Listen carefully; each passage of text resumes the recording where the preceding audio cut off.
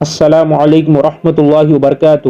نبی کریم صلی اللہ علیہ وسلم کا ارشاد ہے کہ جو شخص لیلۃ القدر میں ایمان کے ساتھ اور ثواب کی نیت سے عبادت کے لیے کھڑا ہو، اس کے پچھلے تمام گناہ معاف کر دیے جاتے ہیں۔ فائدہ: کھڑا ہونے کا مطلب یہ ہے کہ نماز پڑھے، اور اسی حکم میں یہ بھی ہے کہ کسی اور عبادت، تلاوت اور ذکر وغیرہ میں مشغول ہو۔ اور ثواب کی امید رکھنے کا مطلب یہ ہے کہ ریاکاری، دکھاوا وغیرہ کسی بد نیتی سے کھڑا نہ ہو، بلکہ اخلاص کے ساتھ محض اللہ کی رضا اور ثواب کی حصول حاصل کرنے کی نیت سے کھڑا ہو۔ حضرت خطابی رحمۃ اللہ علیہ کہتے ہیں، اس کا مطلب یہ ہے کہ ثواب کا یقین کر کے بشاشت قلب سے کھڑا ہو، بوجھ سمجھ کر بد دلی کے ساتھ نہیں۔ اور کھلی ہوئی بات ہے کہ جس قدر ثواب کا یقین زیادہ ہوگا، اتنا ہی عبادت میں مشقت کا برداشت کرنا آسان ہوگا۔ یہی وجہ ہے کہ جو شخص قرب الہی میں جس قدر ترقی کرتا جاتا ہے، عبادت میں انمہاک زیادہ ہوتا رہتا ہے۔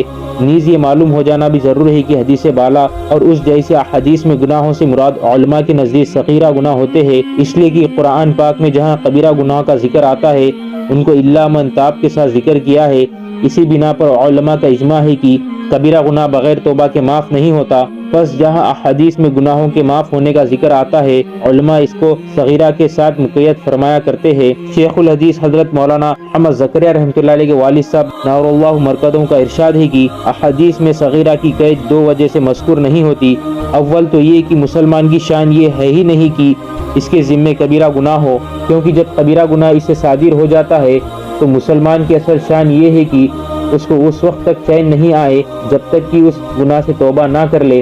دوسری وجہ یہ ہے کہ جب اس قسم کے موقع ہوتے ہیں، مثلا لیلۃ القدر ہی میں جب کوئی شخص با امید ثواب عبادت کرتا ہے تو اپنی بدعملیوں پر ندامت اس کے لیے لازم ہے اور ہو ہی جاتی ہے۔ اسی لیے توبہ کا تحقق خود بخود ہو ہی جاتا ہے کہ توبہ کی حقیقت گزشتہ پر ندامت اور آئندہ نہ کرنے کا عزم ہے۔ لہٰذا اگر کوئی شخص کبائر کا مرتکب بھی ہو تو اس کے لیے ضروری ہے کہ لیلۃ القدر ہو یا کوئی اور قبولیت کا موقع ہو، اپنی بدعملی سے سچے دل سے پختگی کے ساتھ دل و زبان سے توبہ بھی کر لے، تاکہ اللہ کی رحمت کاملہ متوجہ ہو اور صغیرہ کبیرہ سب طرح کے گناہ معاف ہو جائے۔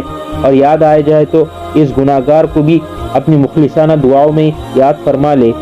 السلام علیکم ورحمۃ اللہ وبرکاتہ۔